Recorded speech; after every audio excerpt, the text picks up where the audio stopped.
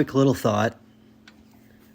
First of all, more and more I'm just noticing, I've said this a few times before, but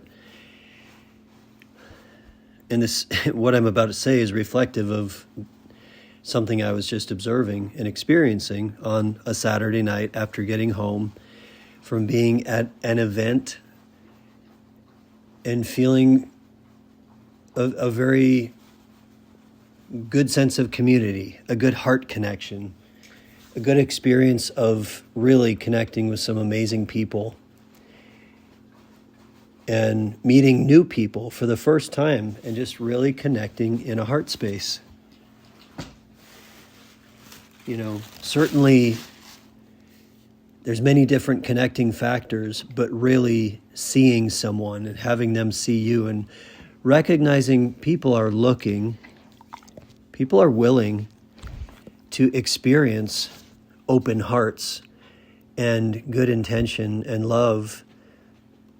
But when people perceive that someone is acting from a place of selfishness or cynicism or denial or shame or whatever, then people naturally resist. We naturally resist within ourselves.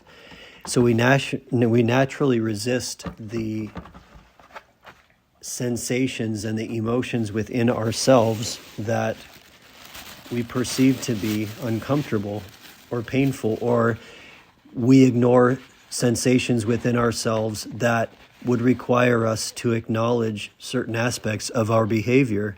So we have awareness that certain of our behavior may cause harm to others, for example, and we may rationalize, deny, shut down, just simply not experience the sensation of that awareness. So we have an automatic awareness in our body that may be more efficient, quicker, when well honed and well trained and well taught, well calibrated. Our body is this unbelievable vessel of experience. We are capable of such expansive experience, such expansive sensations, such expansive energy, such expansive awareness, but we are implicitly taught by an upside down way of thinking that we are to deny and oppose and to pathologize and to judge and to shut down, resist and avoid and deny sensations in our body that would indicate that there's something wrong with us, or that would require us to look at a part of ourselves that needs to be corrected in the context of the world around us, to come into alignment with the world around us, the people around us, the communities around us. And when we are naturally resisting within ourselves for a variety of reasons, but either because we are programmed and taught that way, the society around us taught us that way, the family around us, we're all just acting it out together. We're all just co-creating it together. And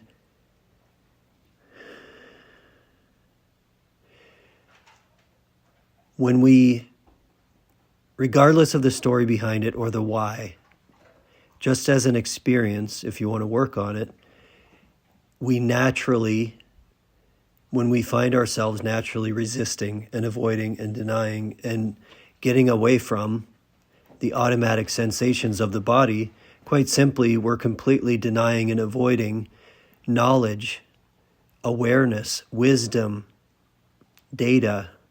Like, our body's just constantly telling us stuff. And rather than pathologizing our body, pathologizing our limbic brain, minimizing, denying the amazingness and the magnitude of the ability of our collective body, all of it, mind, body, working as a thing together, communicating it with itself, just this unbelievable experiencing machine that is connected with the ability to communicate it And the extent to which we can communicate it is the extent to which we can really connect and vibe in a certain way with the world around us.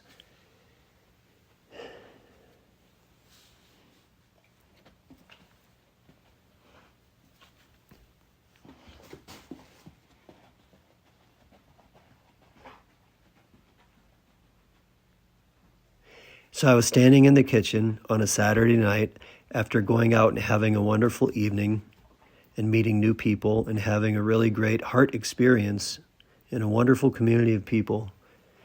I came home, I'm standing in my kitchen, and I paused. I was walking, doing my things, got home, playing with the animals, playing with the cats, playing with the dog, finding some food, just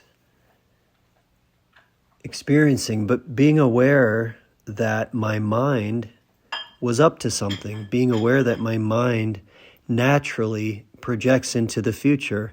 Our minds are these natural simulation centers. This, I almost said machine, but I don't want to minimize it to that, but we simulate reality in our mind, and we do it in accordance with what we think we want and what we think we need. And some of that is very impulsive, some of that is very automatic, some of that is very addictive, some of that is very habitual.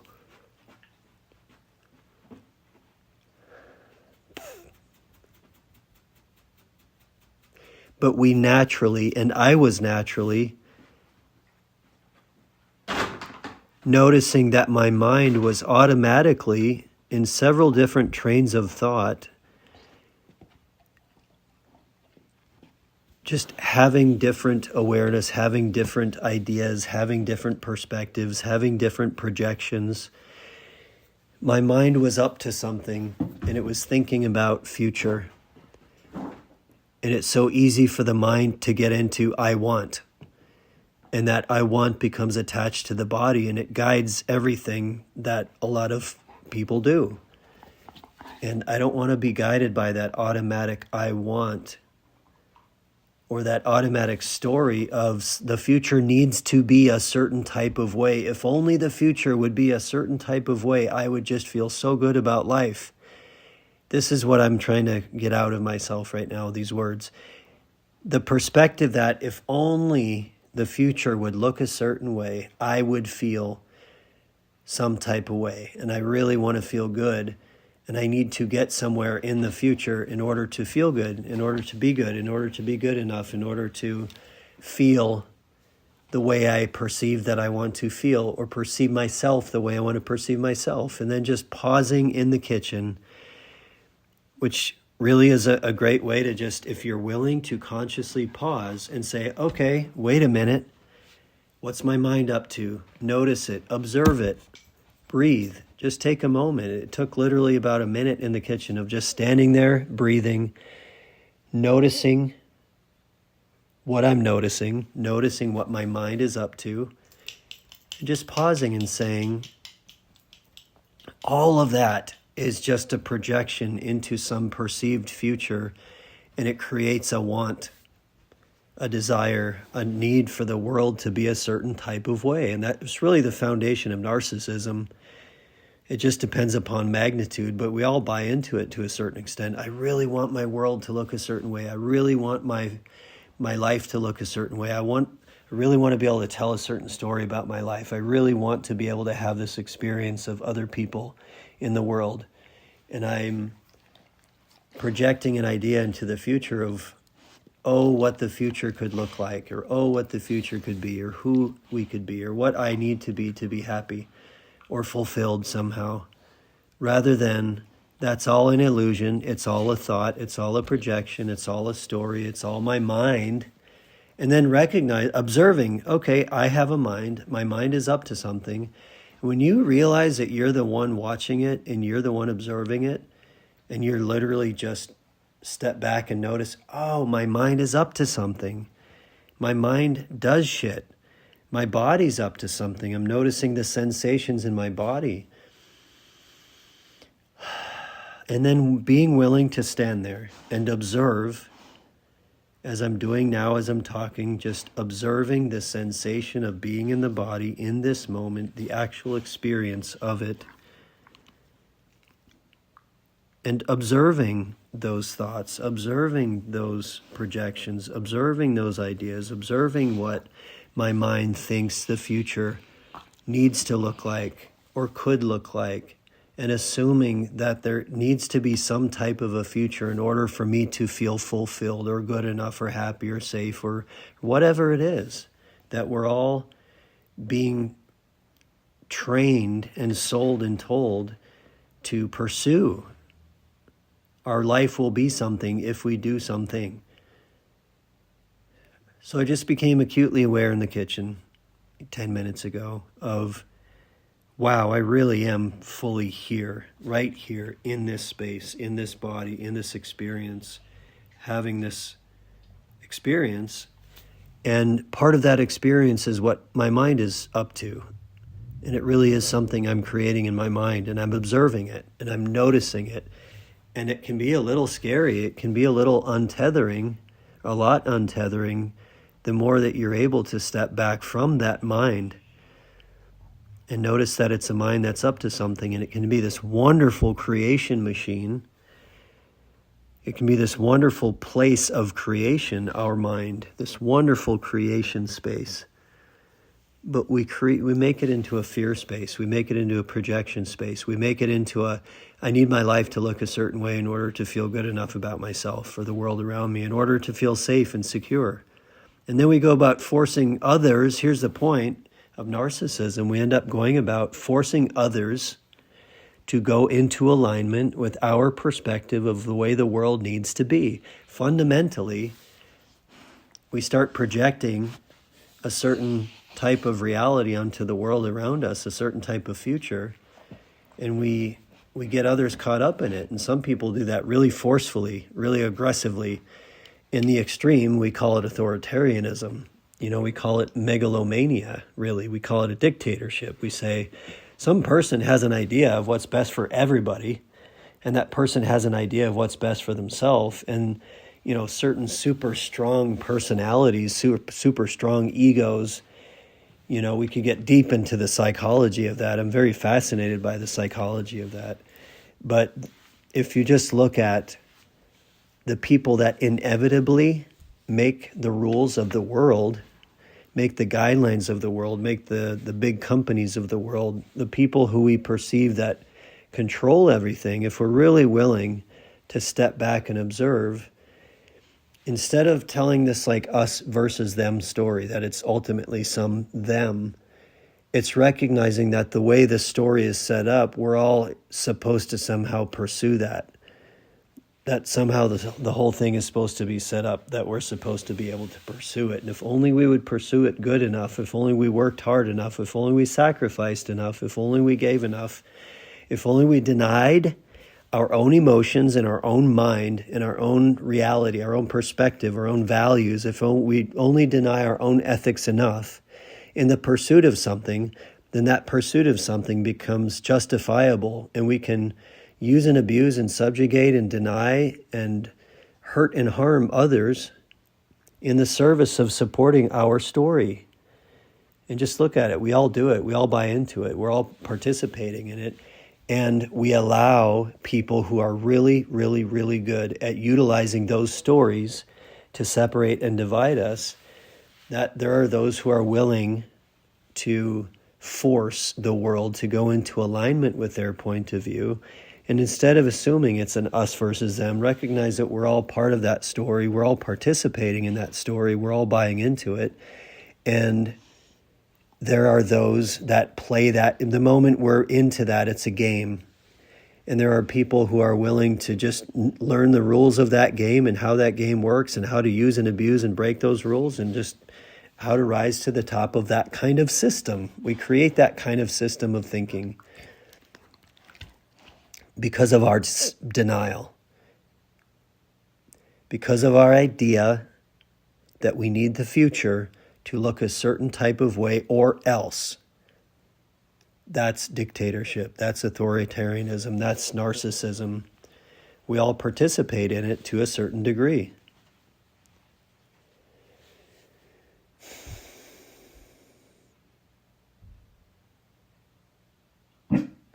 And for me, when I get into the space of pausing, like in the kitchen, pausing in life and just noticing and observing what my mind is up to, and noticing and observing how that's related to my perception and my emotional experience and what I'm manifesting, what I'm creating in the world, in my life, in my experience, what I'm manifesting and creating unconsciously because of the way I'm interacting with my body and the world around me, and the story that I'm expressing and how I am vibing.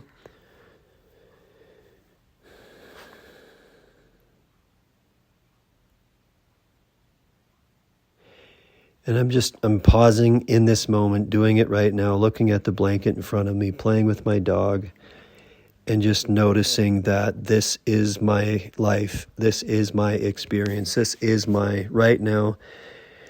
Saying my life just like that creates an illusion. It creates a story. It creates a future. It creates my life. I am this thing. You are that thing. We are these things. Instead of just I am. I am here in this moment.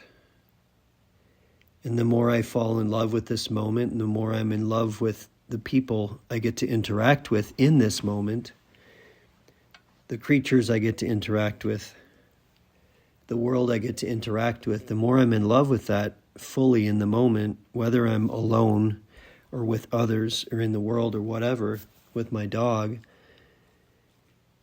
the more I embrace that, the more all the stories I've ever heard about this kind of thing are true, that it's just, that is where beauty is, that is where joy is, that is where connection is, that is where love is, that is where intimacy is, that is where creation is, that is where we co-create. And I want to create and I want to co-create a space of genuine honesty of my experience and genuine sharing of space with others who want to be in that space of just honest presence, honest expression, honest openness, just noticing and observing the experience of being in this moment. And when you look in someone's eyes at an event, and you breathe, and you let them know that you're listening, and you see them open up, and you see that they've been watching for that and waiting for that, and their heart is waiting for that, and my heart is waiting for that. And pretty soon you're looking at someone in the eyes and you're saying, genuinely, I said several times tonight, it's not about what I want. It's not about creating anything. It's not about that I need something to be a certain way. It's not about that I need anything from you. I'm not trying to go into some agreement with you. It's, I am willing to share space like this. And progressively, that's it. I don't care what medium it's through. I don't care if it's what the title of it is. I don't care what the story of it is. I don't care necessarily what's attached to it. And I say that necessarily because embrace the joy, embrace the accomplishments, embrace the beauty, embrace the skill, embrace the thing you chase after, but enjoy it, love it, experience it. Allow your life to be this unfolding of connected experience, regardless of where that connected experience comes from, and to create and co-create from that place. And I notice that's why I'm journaling in this way, is just I'm having a moment where I'm having an honest experience, and I'm wanting to simply share that honest experience in the moment, as it is, to the best of my ability. Otherwise, why do I have a mouth? Why do I have a tongue? Why can I express sound waves in this way?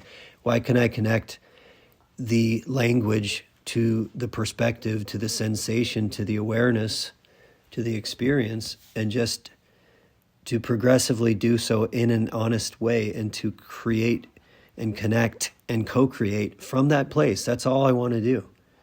Doesn't matter if it's through art, through psychology, through therapy, through community, through jujitsu, through family, through whatever. It doesn't matter the medium. What matters is that it's all from a place of genuinely looking each other in the eye, genuinely making an effort to see each other, to hear each other, to notice the stories that we're telling about each other and about the way the future needs to be for all of us, and about who's right and who's wrong, and who needs to die and who needs to go away, and who needs to change their mind and who needs to change their customs and their lifestyle in order to appease a certain perspective.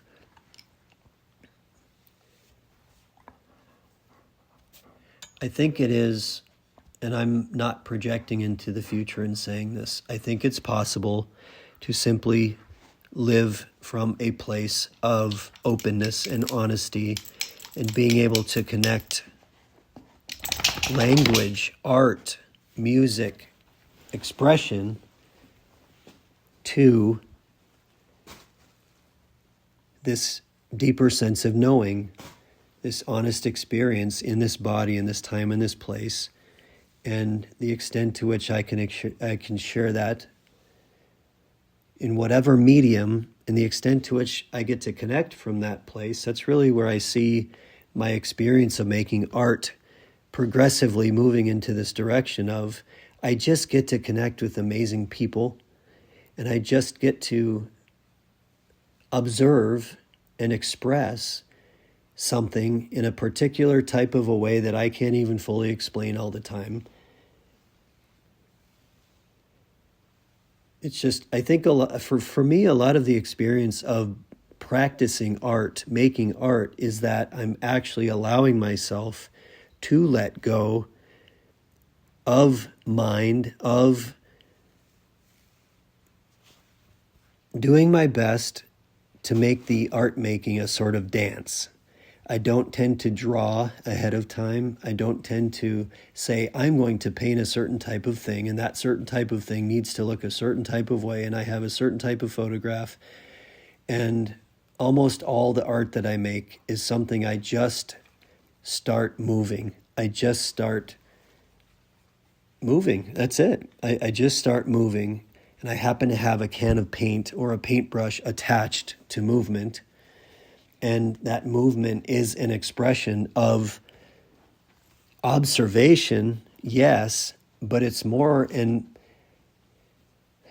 if you lay back and you allow your body and you allow movement and you allow a genuine sense of intention, of heart, of flow to flow out of you, and you focus your attention on a certain imagery, a certain idea, a certain feeling, a certain essence, or you allow that openness to take over, I'm just amazed at the imagery that comes out of that. And that imagery takes a certain shape and it takes a certain form. And I'm not always clear on why it's taking that form until later. We could get into the unconscious and all that stuff, all the stories we like to tell about what all that means, about where it all comes from. I just notice that the more I surrender and the more I allow myself to move my body and to let go and to meditate in the process, to allow the process to take shape like a dance of sorts, I'm just really amazed at what comes out of it. The expression of it, the feeling of it, the movement of it, the aliveness of it. And when I look back at the art, at the work that comes out of it, sometimes I'm amazed at it. Not from an egotistical perspective, not as like, whoa, look at that. I made that. It's more, I can't believe that came out of me. Where did that come from? And then you realize that you're a vessel. You realize you're a medium. You realize that that we're all these sensing, feeling, perceiving beings in this great vessel. And this vessel has this ability to be a conduit. And I see art as being this expression of this conduit at times. And I'm always amazed at what comes out of the experience of just allowing the art to be an honest expression of experience, of being, of perception, and just allowing it to happen. So I think my art has become this honest expression of just allowing it to happen, of just allowing an honest expression of whatever this vessel is capable of expressing. And that is a manifestation of letting go, of allowing, of trusting my body, my heart, my mind to just express something that I didn't even know I was capable of expressing. And you realize something's working through you, or you're just allowing. So I don't even tell a story about it. It's just allowing. And in allowing, beauty and communication and connection takes place. And I went off on that tangent because that's where I want to connect from. So that's what my art has become. And likewise, I think that's what therapy has become, my private practice has become. It's just this place where I'm always amazed. I have increasing gratitude for the quote unquote work I get to do, because it never feels like work. I'll be honest, rarely does it feel like work. Sometimes it can really feel like work. But for the most part, I get to sit and be honest with people in the moment. I get to literally sit and practice and teach and just sit with people and invite them to experience the present moment as it is, and invite them to observe the stories they're telling about that experience and about where that comes from and who's to blame for it, and just to expansively allow people to learn to step back and observe their experience in their body and in their mind, and all of everything that comes with it. And I get to connect with people in that space every day. And then I get to practice jujitsu. And jujitsu, I recognize now, as I'm in this moment, people always talk about the magic of jujitsu, and people just get addicted to it, and you want to go to it. And really, I think it is this place of really honest connection. It's really honest connection. It's really meaningful connection. And you're actually working with each other's bodies, and you're working out your energies, and you're learning to flow, and you're learning to have this amazing, honest experience, this amazing, honest play. It's playtime. It's physical playtime. We're wrestling around together, and we're laughing together, and we're being open together, and we're being so loving and supportive and compassionate and caring. I have such a caring community in my jiu-jitsu community that I get to be a part of. I experience real compassion from these men and women, and I experience a place that I love to play in.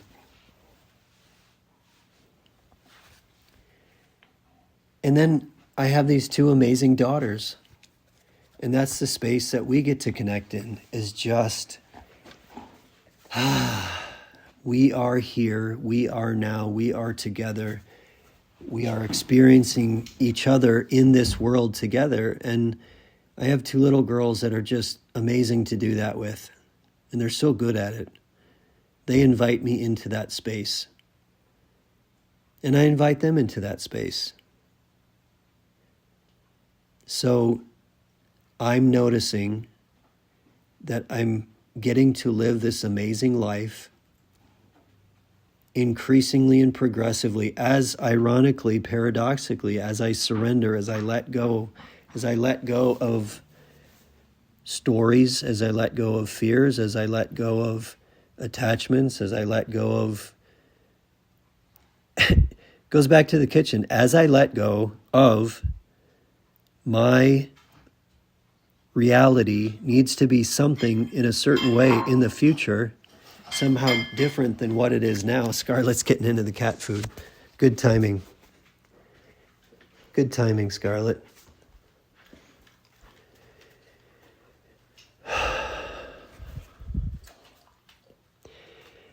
So I'm so grateful that I get to live my life being present and in the presence of so many amazing people, including Scarlett, who's eating the cat food. And that's where I want to create and connect from. And I realize that's increasingly what I want to communicate to people that I meet, people in my community, people like tonight. These amazing people I got to connect with. And in my heart and in my mind right now, I'm looking at them. And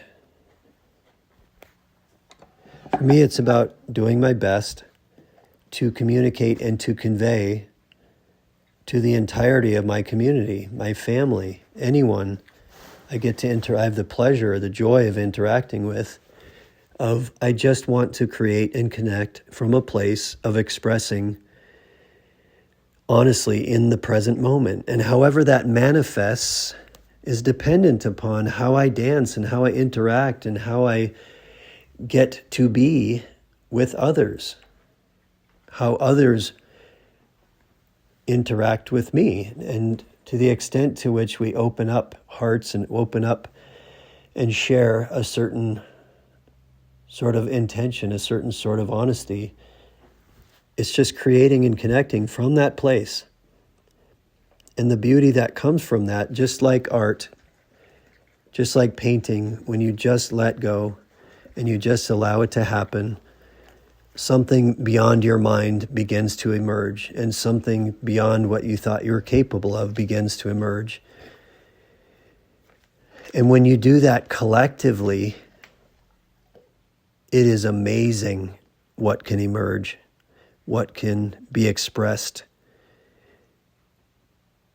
And I think that's where I want my heart to be, is to live from a place of being honest in expression and sharing as I am in this moment.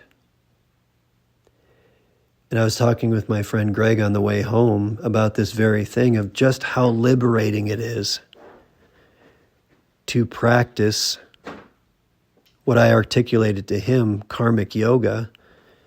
That's my understanding of it, is selfless service without attachment to outcome, to create and connect from that place. It is amazingly liberating because you're just letting go completely, and you're like, all I have to do is be honest and be in this present moment, and to be curious about other people's experiences. Rather than I need the world to be a certain way for me, and I'm going to expect everyone around me to go into alignment with that, I want to sit here and be really curious about my experience of being with these other people. How do you see the world? How do you feel? What do you feel in your body? What is your life teaching you? What is your life telling you? What are you wanting to create? And the extent to which we intersect, we're going to end up creating and connecting together. And I think that beautiful families and beautiful communities emerge out of that space in whatever medium takes place, whatever expression takes place.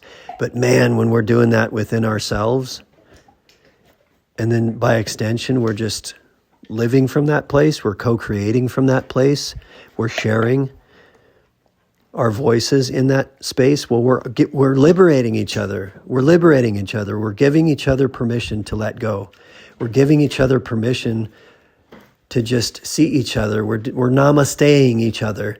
We're just looking at each other and we're saying, genuinely, I see you. Or at least I'm willing to see you. I'm willing to hear you. I'm really curious about you. I want to create and connect from that place in the present moment. And right now I want to eat my chicken chimichanga with beans and rice. And I have a root beer. And I'm going to watch a little movie because that's something I enjoy. at the end of a wonderful night. And I'm going to snuggle with Scarlett. Blessings to you all. Thank you for sharing this space with me.